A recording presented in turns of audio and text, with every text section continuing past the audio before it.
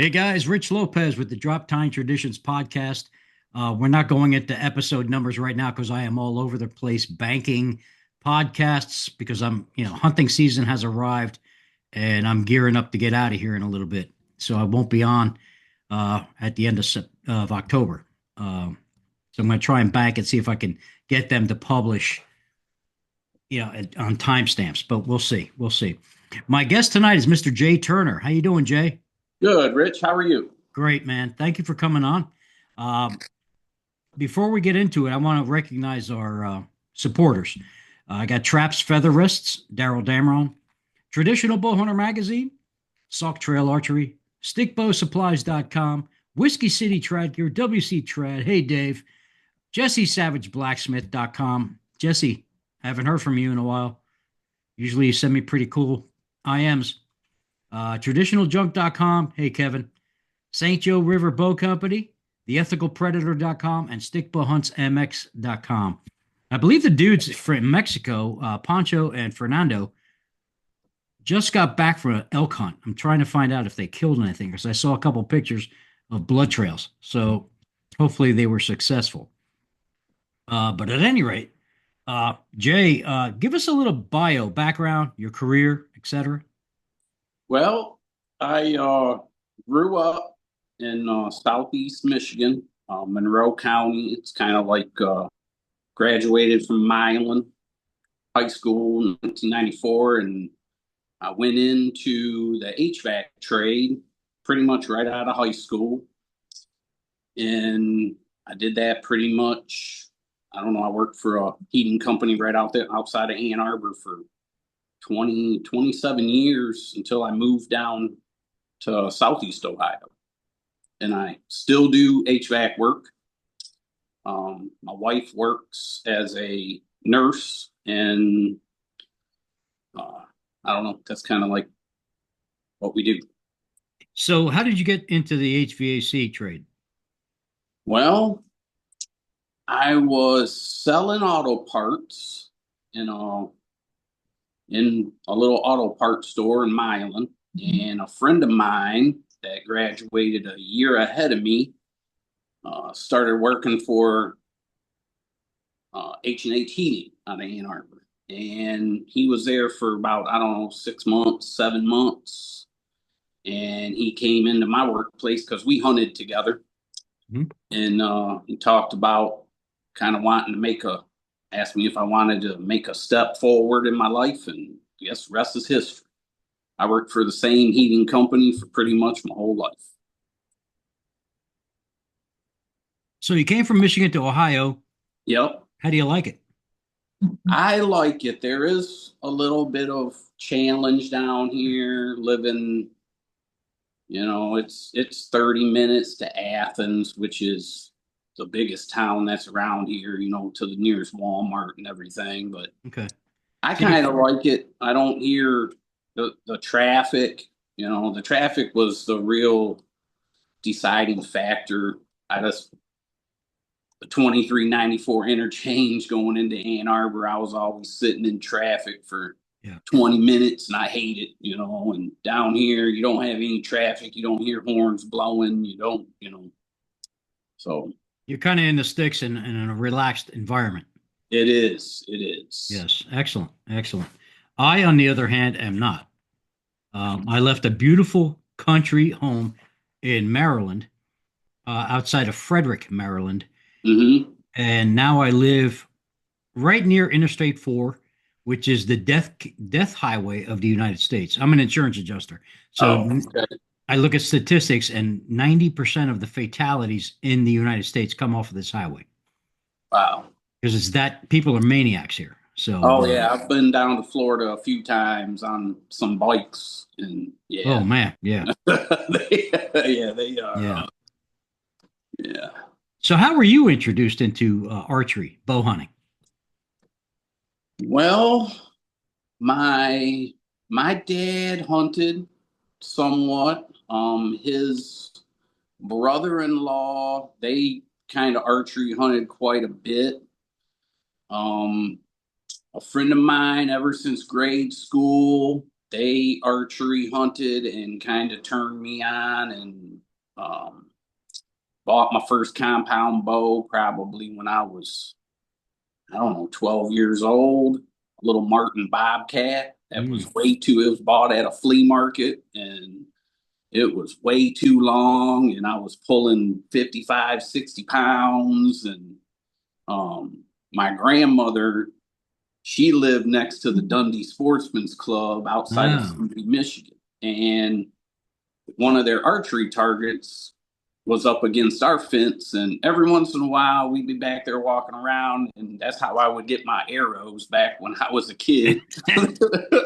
Whatever was back there I would grab, so I would be shooting, two or three different kinds of arrows. And but it's been kind of a growing thing. I always liked bow hunting, and it just it attracted me to get close to, mainly it was all white-tailed deer back in them days. Mhm. And yeah, and now it's kind of getting to like the longbow, and I'm not even really like, we didn't even gun hunt one day last year here in Ohio, because I just don't have any draw anymore, and just it's fun to me being in the woods with recurves and longbows. And When did you get into traditional archery? 3 years ago. Really? Yeah, I've Wow. I been mean, I've looking been at your look. dabbling. I've been dabbling with it, but it's been 3 years of seasons hunting. I shot uh I shot a longbow since 2011. A friend of mine kind of turned me on to it and actually sold me my first longbow. He lived out in Stockbridge, Michigan. He's gone. He died of cancer in 2011. Sorry. And but yeah, it's been kind of, I had kind of hard times because I was kind of, it's hunting with me was like stepping stones. When you're young, you want to just kill any deer, Right.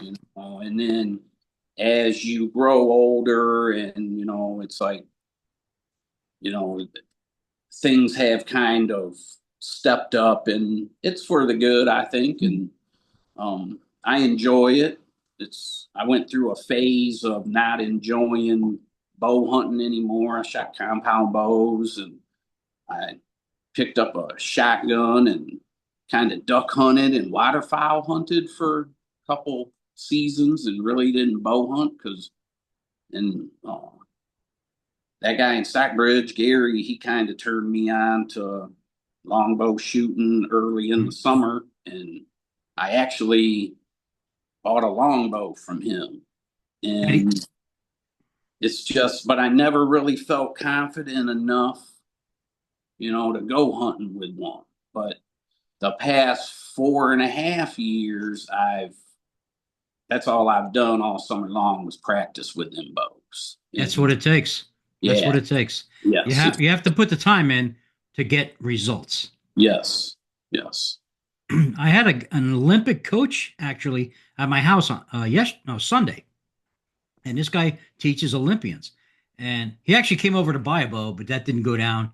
So I said, "Well, since you drove all the way here, and I've got you here, and you didn't buy my bow, you're gonna have to teach me something." So, man, we went through my shot process, and there was so much going on in my shot process that I never realized it. And Hmm. he pointed it out, and he says, "Look, I want you to start blind bail shooting, basically closing your eyes, standing 10 feet away from, and just repeat muscle memory, muscle memory, Yeah, muscle." yeah, And my shot has improved 110% because of that. He yeah. was he was here for about an hour, but we had a great time together. Incredible stuff. Yep. I think that's the most what people battle with, because especially down here in Southeast Ohio, there's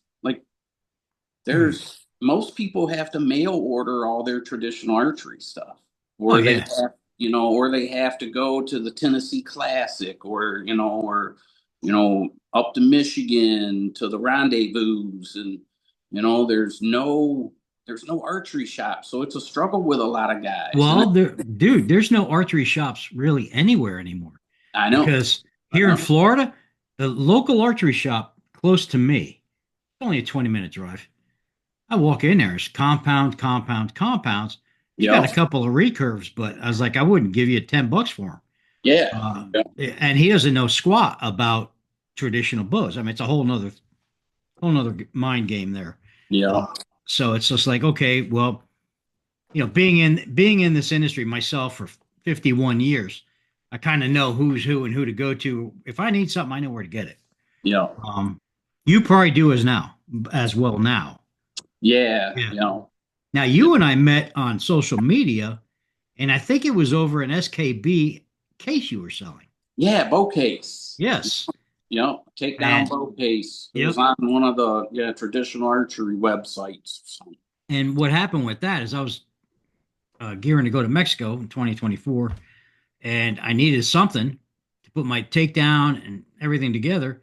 And I was like, oh, that's perfect. And didn't work out. So that's okay. Because what I did is I wound up buying an SKB hard golf bag case.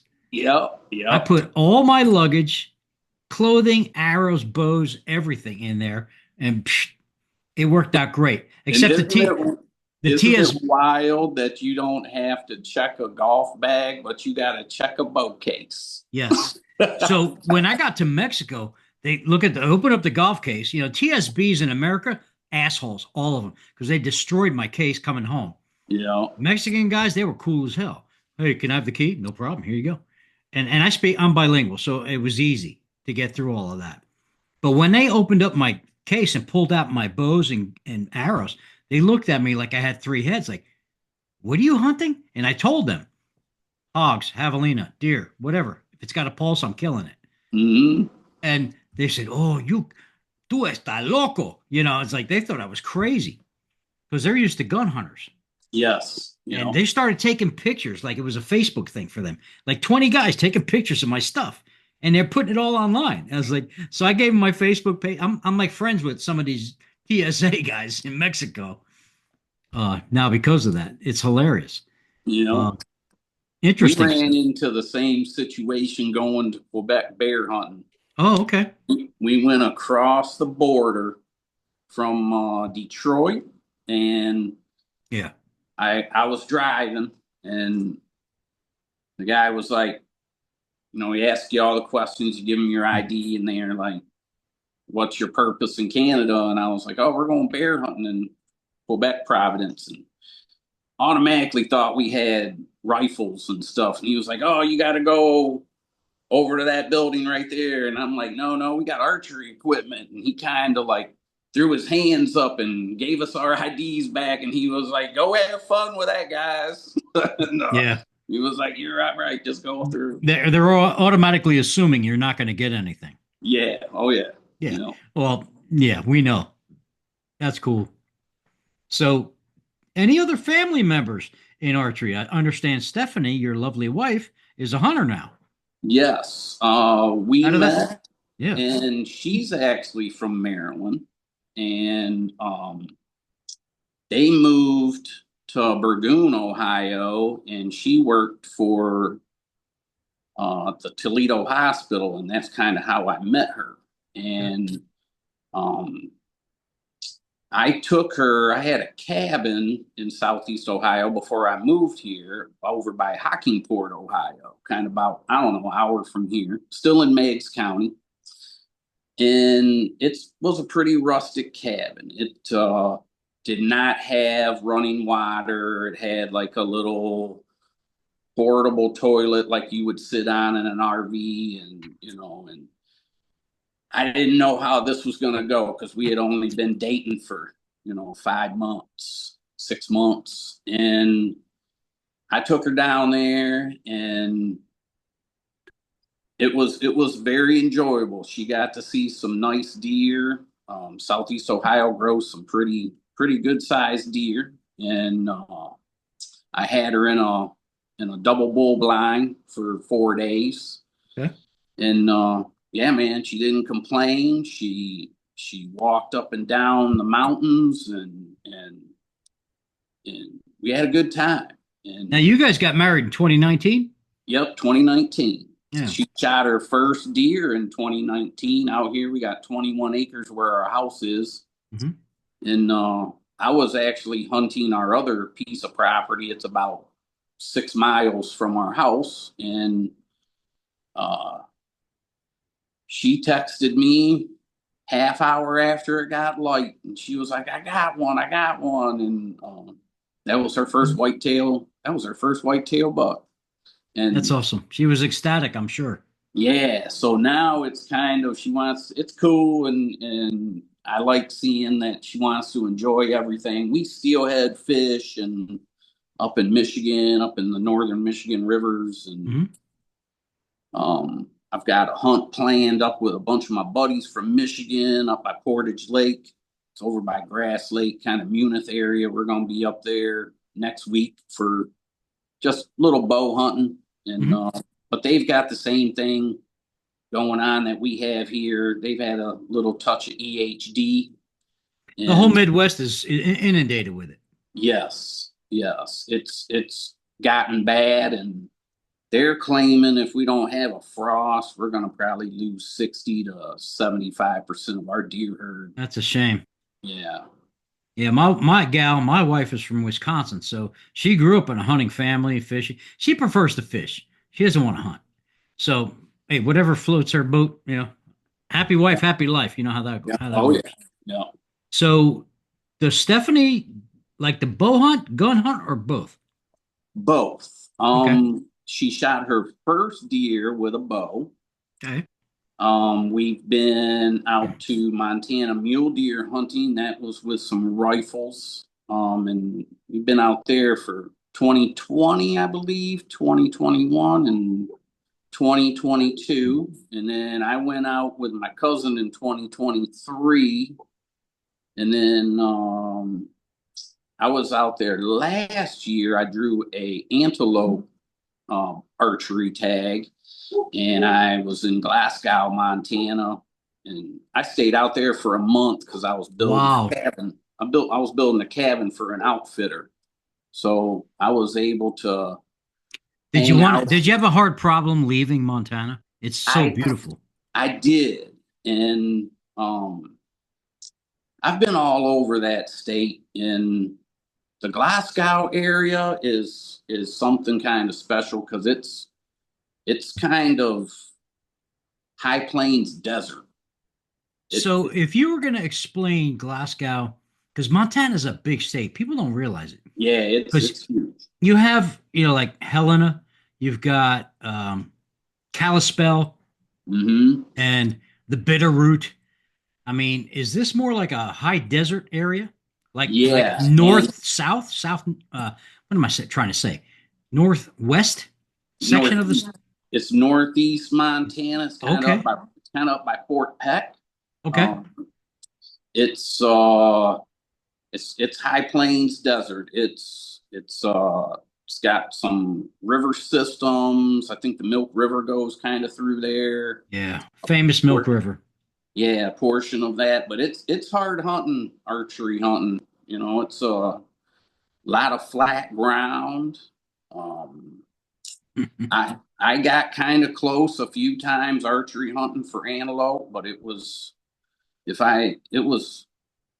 compound range, 40 yards, but it was hard to get on. But Hmm.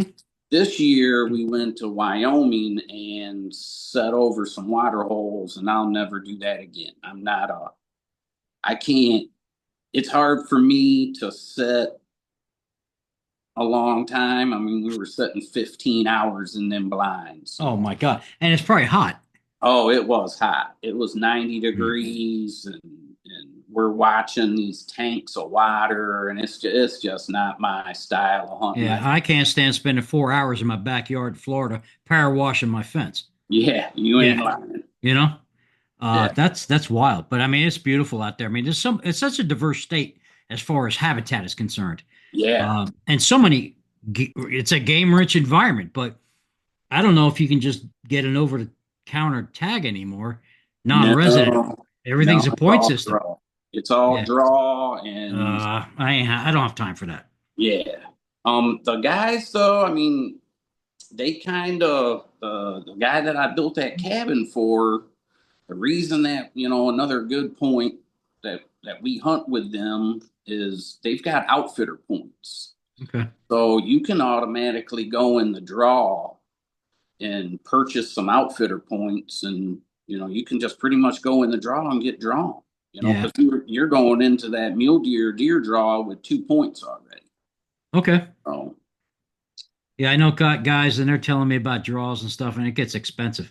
it Uh, does. It does. so in your travels through this traditional archery path you're on, do you have any role models, mentors, or heroes? Well, being from Michigan, of course, Fred. Yeah. And then, we kind of actually where we go fishing is kind of up by where that statue is, and all that stuff up by Grayling. But I was up there last week, and man, it's the upper part of Michigan is kind of it's a sad state, and there's a lot of restaurants that are only open specific days and specific times. Hmm. And growing up there, going up there, there was always people, and at the restaurants and at the stores, and It's a little disappointing, I would imagine. it is disappointing. But the problem is, they're they've got all kinds of stuff. If you want to go to a state park, you got to pay this fee. If you want to launch a boat, you got to pay this fee. And I think people are just, plus they're taxed a lot, and Hmm. that's kind of another reason why we moved out of Michigan. Yeah. And their insurance rates with their vehicles. I mean, I had 5 acres up there in Monroe County with a little house, and my taxes were crazy. They were $3,800, 4 grand, and we moved down here, and we're on 21 acres, and our taxes are like a third of that. So I'm going to give you a little wake up call here about taxes. My late father, when he lived in New Jersey, I handled his affairs at the end of his life, Mm-hmm. and he had to move in with me into Maryland because he couldn't afford his $30,000 a year property tax. Yeah, that's absurd. Right. He was retired. His income was $1,600 a month. That was it. The Mm-hmm. house was paid off. It's just the taxes were killing him. So he was Yeah. starting to Yep. rob from, he was doing all sorts of crazy crap. And it's like, it's a shame that things have gotten that way up north. Um, Yes. Yep. my brother-in-law lives in northern New Jersey. He's got the same thing, 40 grand a year. I Mm-hmm. wouldn't give 40 grand a year. I could buy a beautiful truck for 40 grand. Yes. Yep. Think about it. Yeah. Oh It's yeah, and you're just just giving it away. I mean, it's nah. you I don't know, I don't I don't like giving people money that I don't like. yes, yes, you got that right. Especially when, I drove, we drove 3.5 hours on Michigan roads on Tuesday, and then we came back on Thursday, and it's a lot of construction, a lot of potholes, and it's like, Yeah. man, you guys are, their insurance are, I pay $70 a month to insure my 3-year-old F-150, and for that same truck up there, it's probably over $200 a month, Yeah. you Yeah. know, and Yeah, and I'm in insurance as well, and I'm not even insured by the company that I work for because mhm. I'm a consumer like anybody else, and insurance is getting out of hand. And there's been a lot of scuttlebutt lately about auto insurance. If you do you watch YouTube? A little bit. I do watch some kind of YouTube videos more in the Okay, hunting little video. there's commercials that pop up amongst the YouTube videos that are about how you can get cheaper insurance. Hmm. And it's like the guys are saying it's a scam. Well, I'm here to tell you, be careful with that stuff because the scam could be a scam. You know what I'm saying? Hmm. You really got to do the research. Yeah. So let's backtrack to hunting again. What's your fondest recollection as a young bow hunter or a young hunter? It was probably growing up with the friends I had and the family I had because my two older cousins bow hunted. Mhm. And then my buddy Chris, that I've played t-ball with ever since I was 5 years old, we were kind of friends, and um, that was kind of one of the bigger people that kind of his dad was kind of into some bow hunting, and I guess it would kind of be having everybody hunting together Yeah. and like the old school deer camps that we used to do. And Yep. that's kind of what I'm trying to bring back next week. I've got a bunch of campsites rented at the Portage Lake campground All there your in Bass buddies. Lake. Yeah, And man. yeah, and got all my buddies coming, and we're gonna roast steaks one day. We're Oh, gonna do man. barbecue chicken another night. We're Hmm. gonna deep fry fish another night, and Mm. and get everybody all together because I miss that. Yeah. You know what And I miss about the Midwest is fried walleye on Friday nights. yeah, yeah, Oh, man. yeah, it's great. So is Stephanie going or is she chilling? No, she may come up fishing. I'm leaving on Tuesday, and we're gonna go to the Pere Marquette River and go salmon fishing with our fly rods. Oh, nice. And we're gonna stay up there probably Tuesday night, and then fish a little bit on Wednesday, and then head back downstate and get our tents and stuff all set up and kind of hunt a little bit. But Man. like I said, I don't know how. I lived in that area for 11 years. It's in Jackson County, and um, I know some pretty good spots. But like I said about the EHD, we're not holding really high hopes of everything. But I mean, I'm hoping that somebody gets to see some deer. But I'll be happy with everybody getting together. But Jay, think about it this way. You're a younger man than me. I'm 65. You know, So I am living my best life now, believe it or not, even you know, though it's hot yeah. as hell outside right now and it's raining as usual. We are in hurricane season, so I'm just waiting for the other shoe to drop. Um, but, talking to you guys on these podcasts, talking to everybody, I mean, God, 137 plus podcasts. Hmm. I've got a lot of good friends from this. Yeah. And we are all living our best lives. Oh yeah. I mean, you get to fish, you get to hunt, you get bow hunt, you hang out with your wife, and she hunts. I mean, I couldn't ask for anything better. Yeah, you are Think of, correct. think about it. I mean, Stephanie working still? Yeah, she usually gets off around 6, but if she has to do some stuff with the night nurse or something and kind Mm, of review charts or something, she's a little late. But yeah, I get it. I totally get it. My wife just got home from work. She works part time. She's retired from the same company I work for, and she just took a job working at Costco just to do something because she has no hobbies other yeah. than spending money, which we don't like. Um, you know, Hey, at any point during your bow thing, since you got into traditional, have you collected any bows? I have. My dad was kind of doing some bow collecting. A couple of older grayling bear bows. I've got them Hmm. down in the basement. I don't shoot them because I don't want anything to happen. Because my dad, he passed away in 2016, I'm sorry. and Yeah. I don't want to hunt with them. I don't shoot them every once in a while, Well, string them, but yeah, I you don't you want. should because they're bomb proof, man. Oh yeah, As long as there's no damages to the limbs, you're good.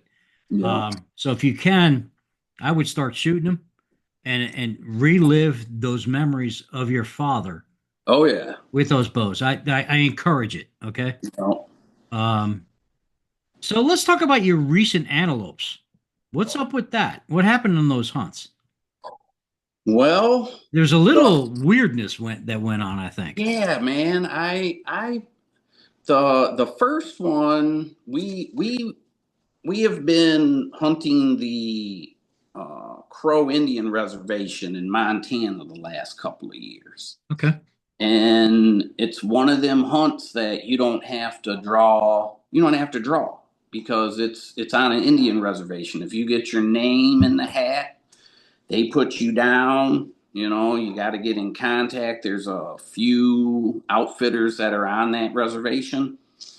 And like from August 15th till I think the 10th of September, they do antelope hunts out there. And you just pay a Indian native that works for one of the guide services, and he has to have you have to be in eyesight of him at all times. Right. So you need to have access to these lands via the Native American. Yes, Okay. yes. That Just sounds like that sounds like a good deal. it is, but here's the bad deal. You know, you get they've been doing that for 15 years, and the last few years, um, the antelope have kind of took a hit. They had a bad winter out there 3 years ago, Mm-hmm. and they did not do anything with the tag. So, Mm. you know, you lose a bunch of antelope, but then you still, sell the same amount of tags for the reservation. Yeah. So you're selling tags that do not uh, equal the animals that Yes, are there. yes. And That sucks. yeah, and I kind of noticed this year it was because I mean, we took my buddy's antelope to get it processed. I processed mine kind of on the tailgate of the truck and Yeah. a little bit in the motel room, but we took his to the processor there in Hardin, and we're talking to the lady, and she's like, yeah, I mean, you get five outfitters, they're taking 2-3 people on these 3-day hunts. They're doing that 2 or 3 times a week. That's 46, 52 antelope a week that they're killing off this reservation, Yeah. and they're doing it for a whole month, and it's like, I don't know. I noticed this past year there was not as many antelope, and I think it's going to get worse and worse as it goes on. But And I've noticed I've that's noticed. some good eating. That's some Oh good yeah, meat. Oh yeah. oh yeah. A lot of Sorry. people. I don't know. I think antelope has gotten a bad rap from a lot of people, and I don't know if Hmm. it's if they hit them bad and they run, or if where they're grazing at. But I mean, both antelope that I killed antelope over by the Yellowstone River by Forsyth, Rosebud, Montana, Hmm. and that was on Larry McKenzie's property.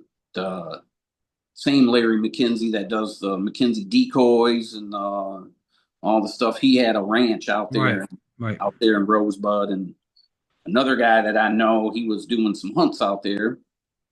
So, but yeah, I've never the 3 antelope that I've uh, shot with bows and the 2 that we've shot with rifles. I've never had a bad antelope. They've all tasted pretty good, but I mean, a lot of guys say that they're like gamey tasting and sagey tasting, and I've I think never had. that's I think that's up to how you prepare the meat. I mean, really, I love to cook, and that's a hobby of mine. So No. TJ Conrad's, if you're listening, he's also an excellent chef. He would understand that too as well. Yeah, it depends on what they're eating. Everything tastes is really dependent upon what they're eating.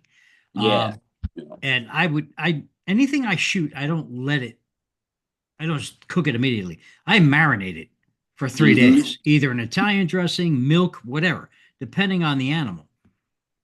Like shit, antelope. I have not hunted antelope since the 80s. Last time I hunted antelope was with Judd Cooney. You know that name? Oh yeah. Oh yeah. Okay. And funny story, Judd. We're sitting around a campfire. It's night. We're having a couple of beers. No big deal. We'd eaten. He goes, "Hey, Rich, go get me another beer out of that cooler over there, the blue one." And I'm not even paying attention. So open up the cooler, and there's like 3 prairie rattlesnakes inside the cooler. Whoa. Yeah, they were calm, they were chill, but I'll tell you what, I was not. I practically, Hmm. I practically shit myself. Yeah. I was like, you son of a. He starts laughing. He goes, I do that to all my clients. He says, go to the red cooler. So, all right, get rid of those things, you know. And it's nothing to find a rattlesnake in your blind because it's shelter. Oh yeah. Yeah, So that yeah. was the one thing that we had on our mind when we were out there a few weeks ago, and we were getting in them blinds at 5:30 in the morning. I was like, boy, they're better, But what was the looking all temperature? over What the was the place. temperature? It was pitch dark in the morning, and it was in the 70s, Oh, and really? Oh my by God. by 9, 10, 11 o'clock, it was before noon. It was in the 90s. Yeah, there's that's And snake. That's snake temperatures. yeah, it just rose from there. It was kind of like over by Sundance, Moorcroft area, and it's kind of deserty out there, and it got hot. Hey, I gotta say something here. I want to compliment you on your apparel. Your T-shirt is outstanding. Oh, thank you. Do you know who Thanks. did the artwork for that T-shirt? Who? You're looking at him. Really? I did the artwork that's on the side of his trailer. Wow. Yeah, actually I do all the artwork for Baltimore Bowman. Okay, Really? and that's where Stickbow Supply started with the guy there, Jerry DeWeese, and he said, "Hey, can you draw me a picture?" So I drew him the Indian on the buffalo. Which the problem with that is the original artwork is great, but if as you keep replicating the artwork for printing, and Mm-hmm. it gets like I call it shit stamped, where it loses its detail. So if you were to look at the original artwork, it's like the artwork is so intense, detail wise. It needs to be redone. But yeah, I've got Stickbow Supply stuff. I got coffee mugs. I got everything. Oh yeah. Yeah, Travis Yeah. and his wife have done a great job with that. Yeah. Yeah. Hey guys, um, so what's your favorite setup for bow hunting, traditional wise? Well, the last I did start out with a Bob Lee Hunter recurve. Okay. It was at 55 pounds. I was shooting a Magnus 150 grain. And in the last two seasons, I've been hunting with a Crow Creek longbow, Okay. with the Big Jim Dark Timber 500s and Zwicky 165 No Mercy head. And I like it. I've been this is my second year with it. I actually picked up another Crow Creek bow at the Tennessee Classic. It was a Crow Creek Black Feather. And that was a 64-inch longbow, but I'm kind of liking the Crow Creek Mag, and it's a little bit higher pounders. That one's 54 pounds and it shoots pretty good. I like it. So when you were at the classic, did you meet Dave Snide? I probably Yeah, Whiskey City Trad Gear. Yeah, I I was think he had a over booth there. there. I was over there. I did not shake his hand. I did not really like personally meet him because there was a Okay. lot of people there. Yeah. Yeah. And I just was out there shooting the courses, and kind of we were camping the one night, and it's a 9-hour drive for me to get there. So Yeah, it I was know. I want to go to all these shoots, but everything's either a flight or a long ride. yeah, you ain't Yeah. lying. I live in the middle of Central Florida. So Florida is such a big state. Nobody realizes it from top to bottom. For me to go from Miami to the very northern sector, it's almost 14 hours. Oh yeah, my uncle lives in Pensacola. Oh, yeah. And then one of his kids live in Jacksonville. Actually, the guy that I took out antelope hunting, he flew into Billings from Jacksonville, Florida. So, Yeah, Jacksonville's 1 hour north of me. oh, right on. So it's one of those things where I'm planning on retiring next year. So hopefully I can put some mileage on the truck. Mm-hmm. I got a 2013. It's only got 90,000 miles on it. So I need to break it in. Yeah, So yeah. to My speak. truck's only 2 years old, and it's creeping up to 50,000. Okay. Yeah. Yeah, we drive So, everywhere. but since moving to Florida, of course, the body's rotting prematurely because it's just humid all the time. I mean, there's Yeah. moisture everywhere. But that's okay. I've gotten used to it. So what's your favorite setup? Well, I've noticed looking at your pictures that you're a longbow guy, mostly. Yes. Yes. You know. And why is that? Well, I just like the simplicity, and I like it. It took me a long time to from the Bob Lee because of pulling a little higher poundage. That one's at 57, but I've hung miles and miles of ductwork my whole life, so my shoulder's not the best. Okay. So I've dropped down a little bit of poundage, and I just like the longbows. I Mhm. um just the simplicity of them. You're very forgiving. Yeah, you know, and I just it's been a tedious journey. You know, it's arrows and different arrows and cutting them and Hmm. points and trying to get the arrows to fly straight without fishtailing and Oh you yeah. know it's a I don't. lot You of know what's crazy? I don't do any of that. Like I watch these guys talking on the posts and stuff. Oh, they're paper tuning, and you know, well, as you can see behind me, I'm a recurve guy. you know Um, I've been shooting the same setup since 1978. No, 74 actually, which is a 2016 with a broadhead in the front, a Zwickey broadhead, you know and it's a 5-inch fletch helical. Hey, they fly. As yeah long as it kills the animal, I don't care. you know you I know don't science. I don't over science stuff.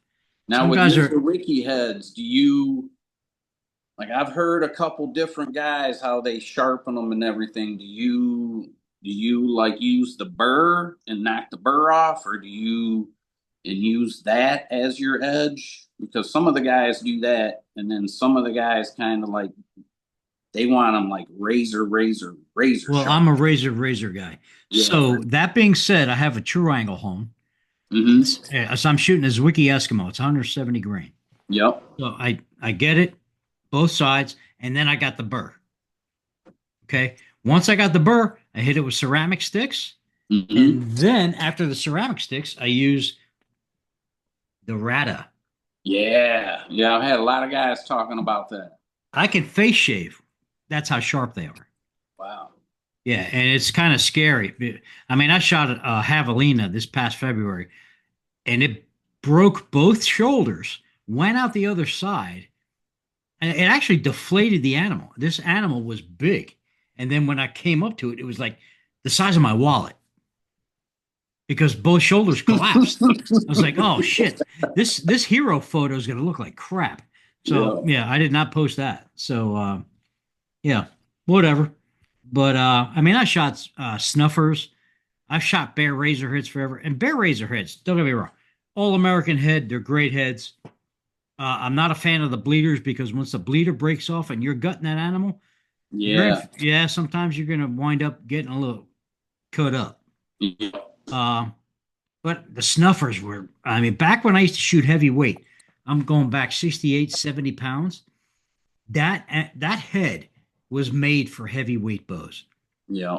and it Now, just it, why do you think everybody now, like you go to them the little rendezvous and everything, and you right. talk to all these people, man, it's like even people in their 30s and their 40s, they don't want nothing to do with any of them heavier weight bows anymore. Anything over 55, they kind of turn their nose up And it's not they can't physically do it, okay? Because I look at some of these young guys at these shoots, and these guys are buff, okay? yeah, you know, But the bottom line is, with a properly tuned broadhead, a properly tuned arrow, and 45 pounds, you can kill anything in North America. And I'm mhm, glad that they're doing that now because people are, I mean, guys like our age, well, you're younger than me, but I mean, we were overbowed. I mean, I thought you had to kill an animal with a 70-pound bow yeah, because yeah, that was old school thinking. They didn't have any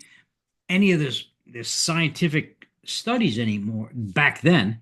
I mean, I used to work for Len Cardinal, he's in the Hall of Fame, the Archery Hall of Fame, and he would tell me, "Oh, Richie, you got to shoot 65 pounds or better."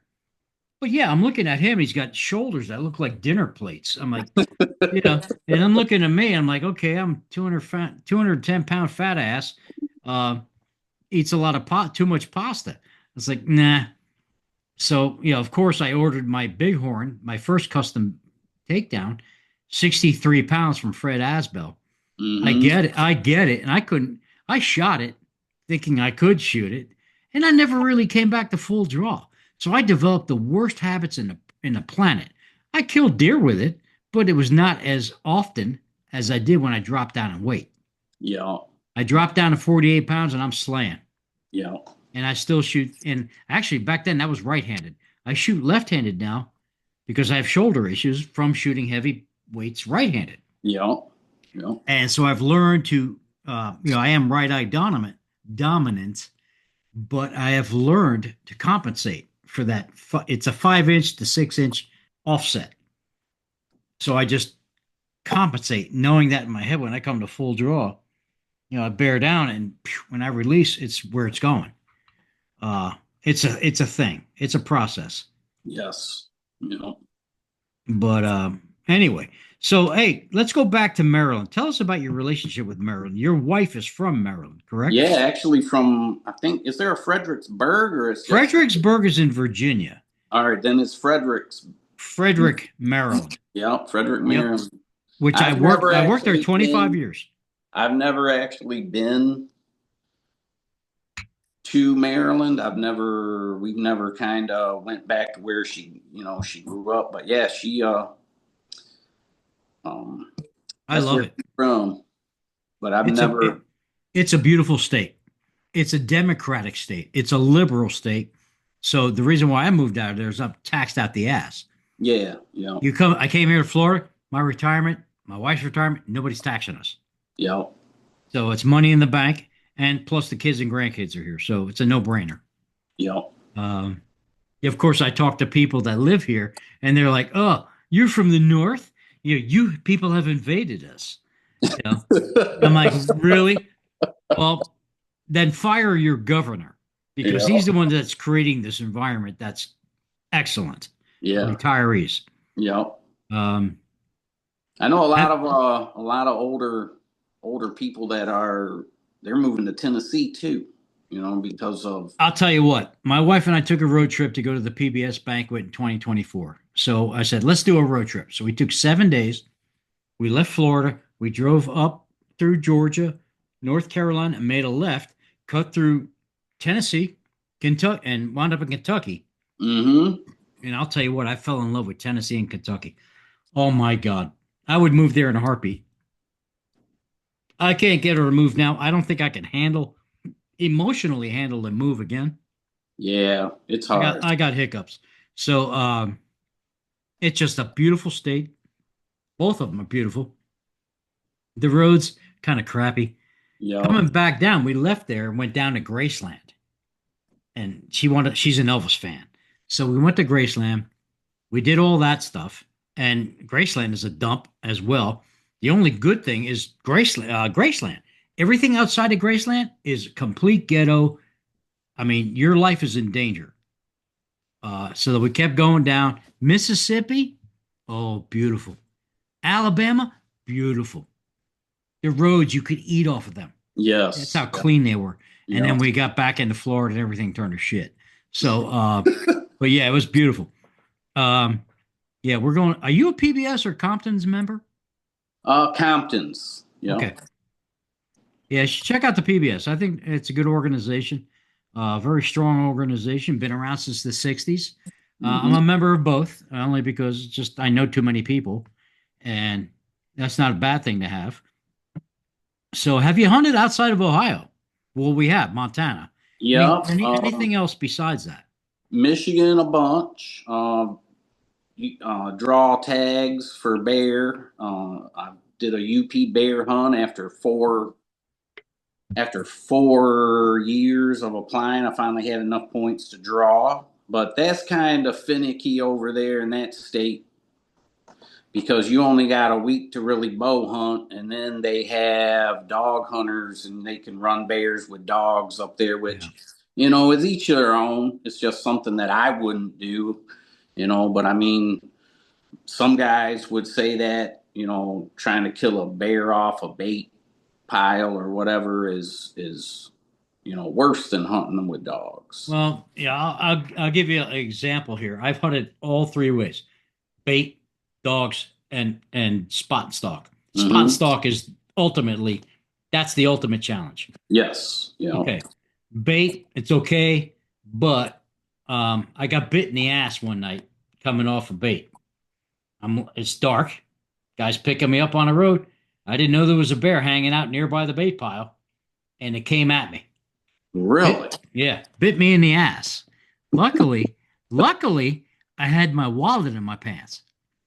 So he never punctured my ass, but he punctured my wallet. Wow. Wish there was no money in there anyway, so he was getting away with shit. So yeah, that kind of threw me for a loop. It's like, whoa. And then it realized what I was. He said, oh, this is not a bear. And just took off. But it actually, from the impact, from the bite, when he released me, it actually sent me forward 10 feet on my face. Wow. That's how powerful these animals are. Oh yeah, when we were in the UP, I shot a bear the first evening that I sat, and broadside, I put an arrow through it, and it looked to be right behind the shoulder, Yeah. and it wheeled around, took off about 40 yards, and then all of a sudden, I just saw paws up in the air, and there was a little bit of grass. It was like 2 foot tall, and there was a bunch of 12 to 16 feet pine trees around. Mm-hmm. And I thought the bear died. I didn't hear the death moan. I didn't hear any of that. And I couldn't see the bear anymore, but I saw his paws up in the air, a couple minutes. He was high fiving you. Yeah. So I get down. This is about 15 minutes later. I go over, grab my arrow, put it back in my quiver, and I start blood trailing. And I get up to where he was, and he wasn't there. And I'm like, man, big old puddle of blood. And I start walking, and now I'm kind of walking in a lot of dense pines, and it's kind of getting a little darker. Mm-hmm. And the sun's setting, and I'm on a really good blood trail. And I walk another 10 or 15 yards, and there was a skid steer road, like a logging road, and this Yeah. bear had like fell kind of over on the edge. And I didn't realize until I was about 15 yards from him that he was still alive. Mm. And I made a little noise, stick snapped or something, and he kind of stood up. And I don't know if I came to full draw or not. I don't know, but I released another arrow and I caught him right underneath his chin and his throat. And he flipped over backwards, and that was all she wrote on that one. So that was a Oh pretty. man. Yeah, That talk was about a pucker factor. yeah. And I never carry a firearm with me when I go bow hunting. So I didn't have any kind of backup. There was nobody. I mean, I didn't even really have good service up there in Baraga County, Mm. UP. So it could have Yeah. been a fiasco, but it worked out pretty good. So here in Florida, they just passed the law where you can open carry. Uh Oh huh. my God, you can't believe the yahoos in the grocery stores walking around I with bet. I bet.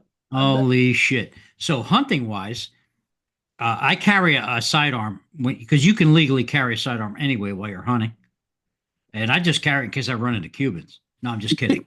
Um,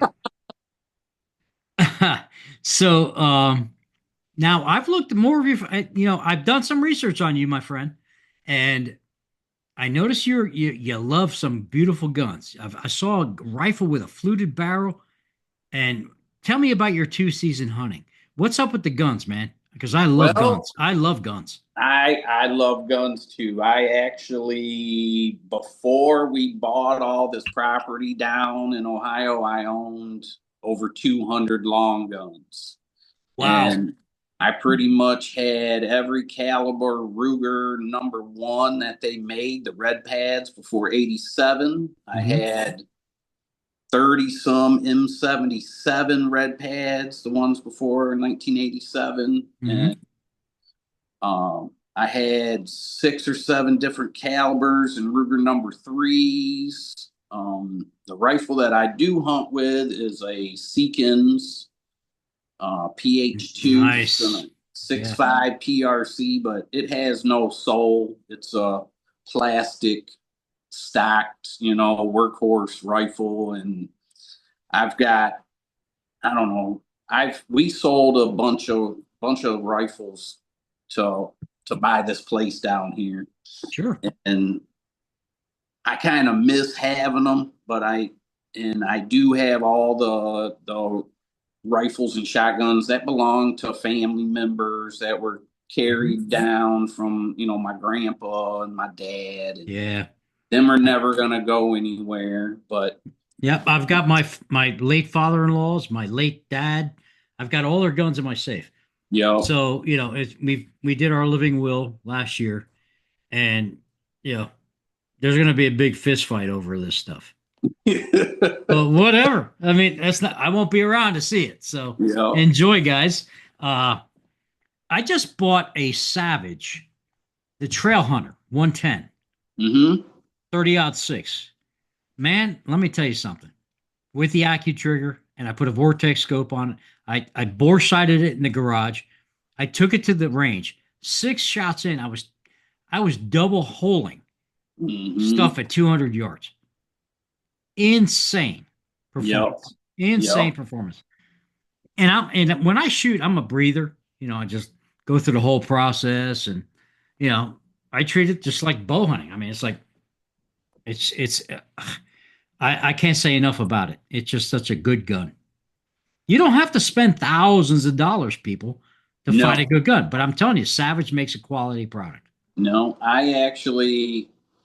Um, I have a couple of the Savage Axis rifles, Okay. and they're all in the 350 Legend because we can't use bottleneck cartridges. Right. You got to use a long walled Yeah, whatever. straight Yeah. wall. Yep. Yeah. And man, I'm telling you what, them rifles, we bought a bunch of them when Bass Pro had them on the Black Friday deal, and then we Uh, got another $50 rebate. yeah. I love And that. Oh my God. That's for awesome. a $270 rifle, I bought 3 of them, and we within 4 to 6 rounds, we had them things shooting quarter-size groups at 100 yards. And I'm not a spokesman for any kind of rifle, but man, they've sold me on them, and we keep one around because we have chickens that we free range, and we do live.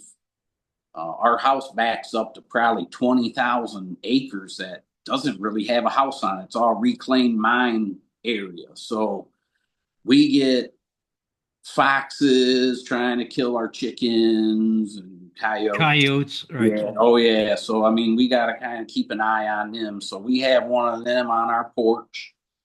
And, but yeah, Savage does make a nice rifle. But, back in the day when we were growing up, when the 110s, that was like the cheap guns. And, they've came a long way. They have come a long way in the last 15 years with them rifles, for Yeah. I sure. still have my original shotgun from when I was a teenager, a You know? 500 Mossberg. Yeah. And then I got into waterfowl, and the 835 shotgun was my thing. Yeah. That was a fun gun, but I did not like shooting the 3.5 inch magnums out of it You because ain't lying. they Them would little jam like 24 inch, crazy. yeah, them little 24-inch barrels, because that's what I started waterfowling with was an 835, and it had the ported barrel, and Yeah. it had the short barrel, and man, yeah, it definitely, you did not want to shoot, especially if you took it out turkey hunting or something, them 3.5 inch lead. I stuck with 3 inch and it killed everything. Yeah, oh yeah. That's 3.5's a little overkill, I think. If you're down in Texas or something shooting at them snow geese, I don't, but I don't know. Ha- Have you ever eaten a snow geese? They're disgusting. Yeah, I've never had a draw of going and doing that at all. So I just, Yeah, I'm here to tell you, they taste like crap. hey, So look, like it. What's your favorite method of hunting? My favorite method of hunting depends on where I'm at. Here in Ohio, it's pretty much 100% tree stays Okay. with those because it's too noisy for number one. The hills are kind of fickle with the wind. Um, Bounces around a lot down here, but that's just what you got to deal with when you're mountain hunting. Out west, it's spot and stalk, and I learned from this antelope hunt that that's the way that I'm gonna hunt out there from now on because that that blind hunting out there is that just turned me off. So I get you. It's very uncomfortable, yeah, um, especially when it's like 100 degrees out and it's in the blind. There's no air, yes, so you yep, basically and you have to wear black on top of that, so you just disappear in the blind, yep, and but you're not wearing any pants. So yeah. that being said, I mean, I'm all about not wearing any pants. Um, what any other hobbies, outdoor hobbies that you have? Obviously you fish. Yeah, I like to steelhead fish, salmon fish. We usually take one or two trips to salmon fish. I usually go from the end of deer season here is the end of January, first Mhm. part of February. I think last year it got over on the 5th, but we steelhead fish a little bit. And that goes from probably November into March. And Manistee River, Pure Marquette River. There's that we usually just fish the west side of Michigan, and then I used to have a motorcycle, and I'd spend my summer months kind of rolling around on that after work, and but sold What that what did three you years have? ago. What did you have? I had a 2014 Street Glide. Sweet. My last bike I had was my dad's. It was a 1966 Shovelhead. Wow. Yeah, it was an old cop bike, New York City cop bike, and I restored it. And things happen in life, DUIs. I didn't say that, but I sold it, and I regrettably sold it. But man, that Yeah, that was a nice bike. It was a hardtail. It was a pain in the ass to drive. Stephanie and I, we've been all over on one of them. We rode my Street Glide. When I sold it last year, it had 82,000 miles on That's a it. lot of miles. And we've rode it out to Sturgis twice. Rode it down to Bike Week. That was an adventure because it's the second week of March. And a couple of my buddies from Michigan, we trailered down to my house and we left from my house. And it was okay going there because it was pretty warm. But then when we were coming back, we had to pull over going through Tennessee because it was getting cold and the roads were getting a little icy. Yeah, get a little funky. Yeah. Now, Yes, have you ever been to Bike Week in Daytona? yes, yep. That's what I'm. Yeah, that was the first time we went to Daytona. I think you and I had texted back and forth where I got arrested during Bike Week of 2021. Yeah, Yeah, yeah. I well, mean, guys, we're not going to discuss that, but yeah. yeah, I'm not a I'll saint. never, I'm never going back there again, man. They won't let nobody have any fun there. You No. can't. Mm-mm. And I understand like the burnouts and everything, and but like revving your bike, You they're get a giving ticket. they're giving people tickets, It's a and moneymaker for them it because sure is. as of Volusia County, which is part of that, and the city of Daytona, yeah, it's all inviting for all that, but you can't have any fun Mm-hmm. at all. No, I know. So, so let me ask you this. Where do you see traditional archery in the future, 10, 15 years? Is it growing? Is it stalling? What do you think? I think it's growing, to tell you the truth, but I think the worst battle is trying to get equipment and trying to get, I mean, it's if you need a new bowstring, you got to online order something, and there's really no Yeah. place. There's really no. There's guys online that make great bowstrings. Grawls is one of them. There's Yeah, yeah. There's Triple T, and Triple T. Yep. but I mean, you're still talking 3 days, Yeah, to I know. get one, and it's like, I don't have the patience to make a string, so yeah, that's why I use them. me neither. But I think as long as, I've been noticing a couple of bow clubs down here have just started traditional shoots. Nice. They've got 3D ranges and they host the actual they the gun club that I belong to, the Hocking Valley Sportsman's Club over in Athens, they actually hosted a Ohio traditional archery shoot. But this Okay. year they were doing a bunch of logging and they didn't have the archery shoot this year. So, but I've seen a couple of clubs, they've kind of transitioned to traditional archery and made their stakes, instead of starting at 30 for the compound shooters, they're putting Mhm. them 18, 22 yards. Oh yeah. And I think if everybody sticks together, man, I think this sport can grow. But the problem is, I get online and I see like the Ohio deer hunting forums and everything. There's a lot of hatred and there's a lot of division with people. And if we can't overcome the simple thing of, getting mad about how somebody hunts and what they hunt with, Oh man. that is going to be the destruction. It's like the old saying, of death from within, and Yeah, and that's the thing. I think when I started this podcast, I said, "Look, guys, I'm not an elitist.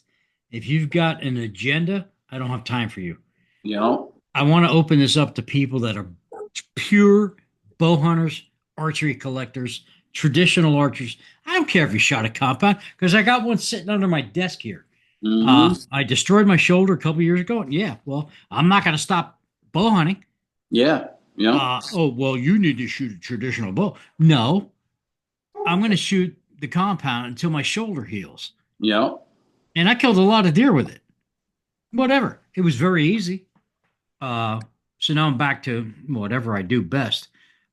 It is what it is. I don't have time for elitist people. All right. mm-hmm. Well, They're it's like just it's like a pimple on my ass. yes, they, I mean, I'm on, if you get online and there's a couple of websites that's Ohio Deer Hunters 1 and Ohio Deer Hunters Mhm. 2. And like ever since opening day of hunting season, that's all they bicker about. Oh, you used a crossbow. Oh, you used this, that. And it's like, Whatever. I don't you care. get, If you're an ethical hunter, God bless you. yeah, and you get one tag. And that's what I don't understand. You get one buck Yeah, tag, that's weird. you One know? bug tag, but you can kill multiple does. Yeah, yeah. And then, Uh, us as Last I hunters, heard, you can't eat horns. yeah, So well, us as hunters need to, because I noticed some stuff up in Michigan this past week. We got there in the nighttime. We're coming down US 10. I didn't even see one deer. Back when I was up there hunting oh, in the they'd be 90s, everywhere. Dead deer yeah, everywhere. oh, deer were everywhere in the 90s, and they never gave out doe tags. And I would sit out there and I would see 30 does, a day, and then maybe a spike horn. And then, now the DNR has all these regulations with these APR mandates. And, there's less deer, and then they banned baiting and they did this and Yeah. they did that. And it's like hunters' numbers are down. And there's the deer up north are almost non-existent, and they didn't fix anything. They made things worse. And then you have all these people that are actually hunters and landowners that the DNR are not listening to.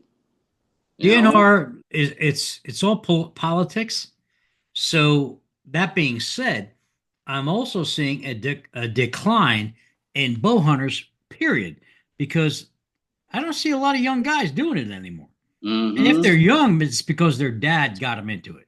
Yep, yep. And I mean, I'm an old school guy. All my kids hunt. I got five of them that I know of. Um, I don't know. I don't know. My daughter's a killer. She's 4'9", and she's a freaking maniac. Sweet. Burnt her three husbands. Yeah. So that'll give you an idea where she gets her personality from. Yep. Um, but at any rate, it is what it is. I just hope we continue as a traditional community to keep promoting, and I'm going to keep promoting this until I say finally, I say I'm done. I'm retired. See you later. Yeah. But you Well, know, I took Stephanie to a traditional shoot, and she could not believe the friendliness. the camaraderie. Yeah, and oh, come over later on. We're gonna cook this or that, and you're more than welcome. And it's like, man, it's I've never experienced that. Well, I want you to And show Stephanie. I'm going to publish this broadcast in a couple of weeks, but show her. Sit down, have dinner, and look at it on your laptop. She will enjoy it because Stephanie, you are part of the family. You are part of the yes, family, and I want to thank you for being part of that. So, where do you see yourself next year? What's going on for 25, 26 future hunts? well, I'm thinking maybe a mule deer hunt if I draw a tag in Montana. Mhm. I was just talking to this with Stephanie yesterday. She wants to concentrate a little bit more on some steelhead fishing next year. Mhm. And the EHDs kind of put us into a certain predicament, and it's like Mhm. we've got it's 80 acres out here, and there's three different food plots, and we pretty much kind of manage the deer that come on our property. There's another Sure. guy that owns a farm around us, and he does the same, so it helps out a lot. But I'm kind of afraid that we're not even going to really hunt that much here this year because of that.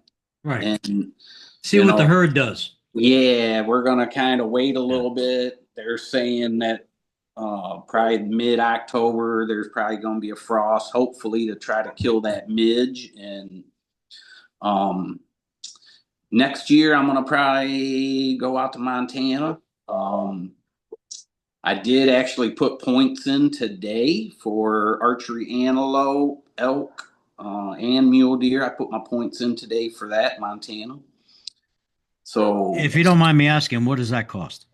$25 for each point. Oh, sweet. Yeah. And you don't see, that's what turns me off about hunting like Arizona, and you got to buy a hunting license Hmm. just to put points in. Yeah. So, That's kind of illegitimate in my opinion. yeah, it's $300 for a hunting license. Yeah, let me pay for the points, and then if I'm drawn, then I'll buy the license. Yeah, yeah. Well, my cousin Doug, he was gonna go and do a tribal hunt like I did, and he put in it was a South Dakota tribal hunt, and he paid $500 Wow. for his permit and $500 for Morgan's permit, and it was if they don't draw, they keep the money. Oh, that should be So transferred. It should be yeah, transferred. yeah. So they're That's the like out right. of That's the right thing to do. Yeah, they're out $1,000, and I'm like, man, that's a big old racket they got going out there. Yeah, goddamn South Dakota. So it's like, I'm like, man, that's you put all that money in, and you put $1,000 in, and then you don't even get drawn, and then they keep your money. Yeah, that sucks. Yeah. Totally sucks. So I saw you had some things about Charlie Kirk. I'm very sorry to hear about his passing, unfortunately. And all I can say is God bless his family. Yes. Yes. We are a religious family. I am too. What happened with that is not right, but I mean that's just going I, back I, to I did not want to bring up politics here, but I think there's so much crap going on social media that it needs to stop. yes. Um, the man is a martyr, Yep. unfortunately, Yep. uh, but he stood for something that was special. Yes. And I'm you know me, I'm a dyed-in-the-wool Republican, but Yep. Me too. I'm a goddamn patriot. Excuse my Yep. French. Yep. Um, whatever. At But the any rate, things about it is, man, we had to deal with 4 years of Democratic, and we we might saw a have to lot of do that again. changes, We might have to do that and we again. didn't, Well, let me every ask you a Republic. question. Let me ask you a question. So Trump was president like 4 years prior to Yep. retard, and now he's in another segment. Can he run again after this year, after this term, or no? I don't think so. I don't think so either. So really, who would be the candidate? I'm thinking the VP or DeSantis. Yep. Yeah, What do you? I wouldn't even care if Vance ran in 2028 with Trump as a vice, Hmm. whatever it is. But I mean, I can't the thing about it is I'm a factual person. I Yeah, don't live in some fairy tale made believe world that, your feelings. right. And I see him doing good things and getting stuff done and wanting peace not only here but peace in the whole world. Yeah, You that know, has to happen. it does There's too have much to crap happen. going on, man. It does have to happen because everybody, with all this world trade, man, everybody gets with everybody and everybody has to get along with everybody. And if we can't do that, then we're going to have animosity and there's going to be problems. And That's all we've had for the last several years. It's yes, just everybody's pissed off and angry and at odds with each other, and there's no need for it. no, there is no need for it at all. No, I hate to bring that political part of things in me, but I'm very passionate about this lately. Um, I'm a Christian, proud of it. I probably not as practicing as I should be, but I was a altar boy. I was raised Catholic. Hmm. I went through a time in my life where I got involved with Pentecostal, not Pentecostal, Baptist, uh, Yeah. Southern Baptist, and I was rebaptized. And then I realized this guy's full of shit. I went back to just non-denominational, Hmm. I and was raised in the Lutheran church and, same as you, we did catechism and mhm. Yeah, all that stuff. And man, I think being raised in that way and, you know, traveling down that path, you learn a lot about, just life in general. And you I think that's been lost in the last, I seen it going through school, when I was in elementary school in the 80s, we said the Pledge of Allegiance. oh my God, and And nobody does it now. no, nobody does it. And it's funny. My wife and I were sitting around the other night talking about that, and we both recited it, Mm-hmm. and I felt good. Mm-hmm. So, did you know I got kicked out of Catholic school No. for gambling? And it would be par for on course for Rich because I was flipping baseball cards. And yeah, they got me. It's Catholic school. They brought my mother in. They beat my ass, beat my knuckles with a Oh, yeah, it's with a ruler. point. Yeah, Oh, yeah. pointer actually. Sister Aloysius, who actually married brother Terrence, and my buddy beat the shit out of him in a grocery store after we all left. But at any rate, yeah, it's like it was hilarious. Mom, I'm taking him to public school. He doesn't need to be here anymore. But yeah, that was crazy times, man. But You learned a lot though, man. And I think the problem is, I mean, you look at society and the ethics that people had in the 60s and before that, after World War II, man, very patriotic people, yeah, and then you go into the 70s and things start going kind of crazy. So both people need to work. yeah. There's not a mother at home no more. And then divorce rate Oh climbs. my God, there's no you know fathers. There's no direction for these kids. There's nothing. It's not like it was when I was a kid. I mean, my parents divorced when I was a kid, but yet I had a good upbringing. My mother is actually the one that got me into archery. Mm-hmm. because I saw Fred Bear on the American Sportsman, and I said, "Mom, I want to do that." So Yeah. she reached out to other. She called archery clubs, and she got me into archery, and Wow. it kept me out of trouble. Yeah. But Yeah. she knew that Yeah. I could be a problem. Yeah. Well, that's kind of how I was, man. When I was 14, my dad got into a really bad car accident. Hmm. He lost his left eye. He had a traumatic brain injury, just about broke every bone in his body. I mean, he was in the ICU for 9 months Oh my and God. rehabilitation for a year and a half. And man, Can you imagine how much that would cost today? oh yeah, oh yeah. This was in '91 when that happened, and man, I miss it. It made my dad a completely different person, Yeah. and Yeah. I Is he still around? no, he passed away in 2016. I'm sorry. No, and but I mean, it was he lived another 24 years, and Oh, God bless him. got around with a Yeah. cane. He went underneath a semi truck in a bad fog. He was coming down a 2 lane road, and a semi truck had backed into a dirt road and got Hmm. jacked. So the semi truck lights were in the correct lane, but the trailer was over my dad's lane, and he didn't even see it. Hit it doing like 45 miles an hour. Oh, Jesus. Yeah. Lucky to live out of He that. was lucky as hell. Oh Yeah. yeah, had to get life flighted. And then the crazy thing was the EMT officer that pulled him out of that wreck. I go down to H&H Heating my first day, and here Terry's sitting there, but I didn't know this at the time, and he's a service guy, and he was like, "You're working with me today," because it wants to kind of test the new guy out.